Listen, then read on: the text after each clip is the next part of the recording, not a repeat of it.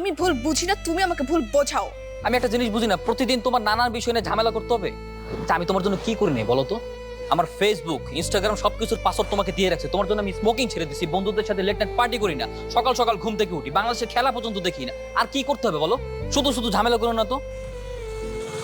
ও, এখন আমি ঝামেলা করতেছি, আমার জন্য তোমার প্রবলেম হয়ে গেছে।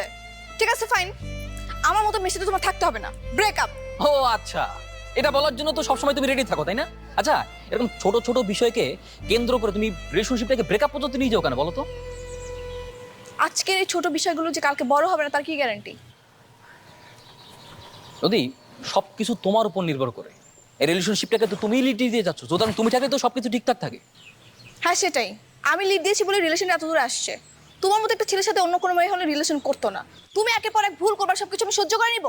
আমি সেবার সহ্য করতে পারতেছি না। ও আচ্ছা, এখন সবকিছু আমার দোষ, আমারই ভুল তাই না?